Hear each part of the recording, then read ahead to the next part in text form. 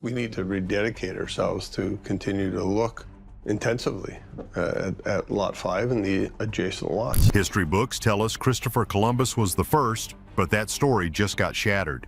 Deep in the mud of the North Atlantic, a team of treasure hunters pulled up a small, corroded disc that should not exist on this continent. It is not pirate gold, and it is not British silver. It is a ghost from an empire that collapsed over 1,500 years ago. I have always believed that what happened here on Oak Island happened long ago. And so it's not out of the bounds to suggest that this might be part of the treasure. When authorities realized what this tiny object implied, the mood on the island shifted from excitement to pure confusion. This discovery does not just change the timeline, it breaks it completely. The discovery on Lot 5. The sun was rising over Oak Island, casting long shadows over the swamp and the money pit. It looked like just another day of moving dirt and hoping for a glint of gold. But inside the research center, the atmosphere was electric. This was not about wood chips or flood tunnels anymore. This was about a small, circular object that Katja and Marty had pulled from the soil of Lot 5. They placed the corroded object into the CT scanner. I popped it into the CT scan to get a better look at it. Whoa, that's ancient. Oh my God. This is the moment where everything usually pauses. You wait for the beam to cut through the rust and the dirt. You wait to see if it is just a button or a piece of scrap metal. But here is the catch. The image that popped up on the screen made everyone gasp. It was not a button, it was a face. A very specific ancient face with a sharp nose and a pointed chin. The lab technician, Emma, zoomed in. She saw a crown, she saw faint lettering. She identified the figure immediately. It was Claudius II. Now, if you are not a history buff, that name might not mean much. But let me put it in perspective. Claudius II was a Roman emperor who ruled for a very short time, specifically between the years 268 and 270. Yeah, about that. That is almost 2,000 years ago. That is more than a millennium before Columbus sailed the ocean blue. It is 1,000 years before the Knights Templar were even founded. Finding a coin from the 1900s is normal. Finding a coin from the 1700s is exciting, but finding a coin that was minted when the Roman Empire was fighting off Goths in Europe? That is impossible. The team was stunned. Gary, the metal detection expert, just said it straight out, that is ancient. And that is putting it lightly. This discovery sends a shockwave through the entire operation. The team has found Roman coins before, but every time they do, it feels like a mistake in the matrix. Why are they here? The interesting thing now is, when was it deposited? Yeah, exactly. That is what would be interesting to know. Lot 5 is supposed to be an area of activity from the 1700s, maybe the 1600s. It is not supposed to be a Roman outpost. The scan revealed even more details. It showed a workshop mark, Novum, meaning the 9th workshop. This coin was minted in a specific place at a specific time thousands of miles away from Nova Scotia. It traveled across an ocean that, according to mainstream history, was impossible to cross at that time. The implications are terrifying because they suggest that the timeline of human history in North America is completely wrong. If Romans were here, or if someone carrying Roman wealth was here, then the history books used in the United States and Canada are missing a massive chapter. The team stood there looking at the screen, realizing that this tiny piece of metal weighed more than any gold bar they could ever find. It carried the weight of a 2,000-year-old secret. The scanner hummed, but the silence in the room screamed that history was broken. A currency that refused to die. So here is the deal. You find a coin, you identify the face, but you need an expert to tell you if it is real or if someone is playing a prank. The team called in Sandy Campbell, a numismatic expert, basically a guy who knows everything about old money. They sat him down in the war room. Rick and Doug passed him the coin. Sandy took one look at it, held it up to the light, and did not hesitate. This is clearly Roman Empire period, he said. You know, as soon as I pick the coin up, it's quite obvious what it is. This is clearly Roman Empire period. He confirmed everything the CT scan showed. It was authentic, it was ancient, and it was in remarkable condition for having been buried in the acidic soil of Oak Island for who knows how long. But then Sandy dropped a curveball. He admitted that finding a Roman coin in Nova Scotia is bizarre. In fact, he said he is not aware of any other finds like this in the region. It is a complete anomaly. It is like finding a polar bear in the Sahara Desert. It just does not fit the ecosystem. However, Sandy offered a theory that tries to make sense of the madness. He explained that Roman coins were so well made and so trusted that they remained in circulation for centuries. We are talking about money that was used in the year 300, the year 800, and even into the 1500s. Basically, Roman coins were the Bitcoin of the ancient world. They held value everywhere. Sandy suggested that maybe, just maybe, someone in the 1500s or 1600s brought this coin to the island. Perhaps it was being used as currency by a later traveler. But wait, even if that is true, it raises another massive question. Who was carrying 2,000-year-old antique money in their pockets while digging the money pit? Doug pointed out a wild scenario. Imagine the people who built the original money pit works.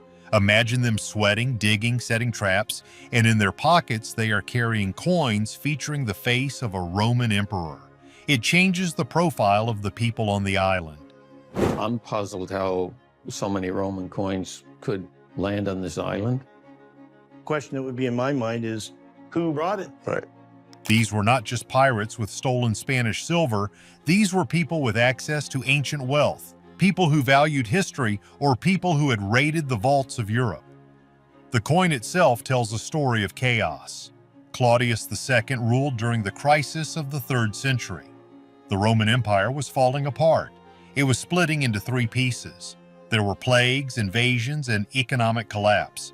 It was a time of terror.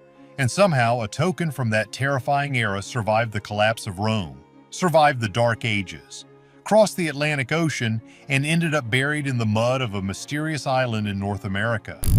Sandy's analysis confirmed the what, but it deepened the mystery of the who. He admitted that while the coin could have circulated late, the fact that it is here is mind-numbing. The experts are trying to stay logical. They are trying to fit this into a box that makes sense, but the coin refuses to fit. It stands out as a piece of evidence that demands a much darker, more complex explanation than just someone dropped it. The expert confirmed the date, but he could not explain the impossible journey. What else is hidden in the dirt? While the coin was blowing everyone's minds in the lab, the dirt crew was still hard at work out on Lot 5. This area of the island has become the new hotspot. It is not just about the coin, it is about the context. Fiona Steele, the archaeologist, was scraping away layers of soil. The ground there is soft, mixed with gravel. It is the kind of soil that hides things well. And get this, they found pottery. Now, pottery might sound boring compared to gold, but in archaeology, pottery is the smoking gun. Gold can be dropped by anyone running through the woods. Pottery implies people were living there. It implies they were cooking, eating, and staying for a while. Fiona pulled out shards of a large, ornate earthenware bowl. It was shiny, it was beautiful. And when she pieced it together, she realized this was a utilitarian vessel, something used for food preparation. She dated it to somewhere between 1600 and 1800. It had to have been a big utilitarian type of bowl. It was probably used for food purposes, preparation of some sort, whether it was breads or preserved fruits. I find with these coarse earthenwares, it could be anywhere from 1600 to 1800. So now we have a problem with the timeline again. We have Roman coins from the year 200. We have pottery from the year 1600, and we have previous finds of Venetian trade beads that link back to the Knights of Malta. It is a chaotic mix of history. Marty Legina calls this the multi-generational theory. Basically, it means Oak Island was not just visited once by one group of pirates. It was a busy hub. It was like a secret Grand Central Station for centuries. One group came, dug and left. Another group came, maybe hundreds of years later, and built on top of the old works. Then another group came. But here's the crazy part. Why here? Why this specific island? The pottery suggests daily life. It suggests that whoever was here felt safe enough to settle down, bake bread, and preserve fruit. They were not just running ashore to bury a chest and leave, they were operating something. And if you look at the buttons and beads found nearby, the story gets even stranger. The Venetian beads connect to high society Europe. The buttons connect to the military. So picture this. You have a site where military men, wealthy traders, and people carrying ancient Roman currency all converged. Lot 5 is turning into a crime scene where the suspects are from 5 different centuries. Here's a scenario that starts to paint itself in my mind, though. The people that were carrying out the work to create the money pit may have been carrying this as currency in their pockets. The discovery of the pottery validates that this was a place of human occupation, not just a random hole in the ground. It adds weight to the Roman coin. If people were living here, trading here, and working here, the coin was not just dropped by a passing seagull. It was brought here by human hands with a purpose. The team is realizing that the who is not a single person. It is a lineage of secret keepers who knew about this island for hundreds, maybe thousands of years. The dirt was hiding proof of life, but the timeline was completely shattered. Connecting the dots to Jerusalem. Let's pivot back to the big theory, the one that everyone is obsessed with, the Knights Templar. You cannot talk about Oak Island without talking about these warrior monks. And believe it or not, the Roman coin connects directly to them. Doug Crowell brought up a fascinating point during the analysis. He reminded everyone that the team has traveled to Europe multiple times. They have gone to Templar sites in Portugal, Italy, and France. And guess what they found at those Templar sites? Roman coins, specifically Roman coins from the 4th and 5th centuries. So here is the logic. The Knights Templar were founded in the 1100s, but they were excavators. They dug under the Temple of Solomon in Jerusalem. They recovered artifacts, scrolls, and treasure that had been lost for 1,000 years. The Templars were the first real archaeologists. They were also the first international bankers. They hoarded wealth from all over the known world. It is entirely possible, and honestly it makes the most sense, that the Templars possessed ancient Roman currency. One of the interesting things about Roman coins is they've often been found in places we've investigated the activities of the Templars. To them, gold was gold. Silver was silver. It did not matter if the face on the coin was a dead emperor, the metal had value.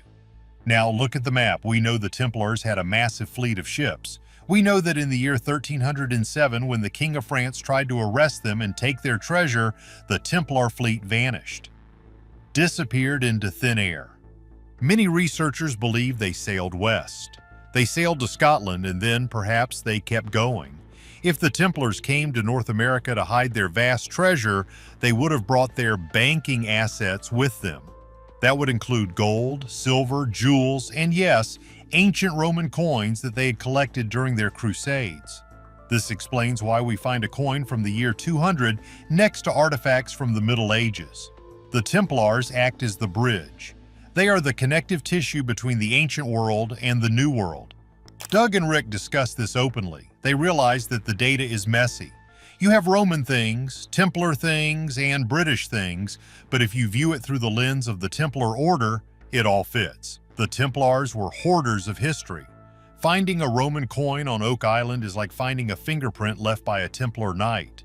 It is a clue that says, we were here and we brought our vault with us. This theory terrifies mainstream historians because it implies that Europeans were crossing the Atlantic way before Columbus. It implies a secret colonization or a secret mission that has been kept hidden for 700 years. The coin is not just money. It is a breadcrumb trailing back to the most famous missing treasure in human history.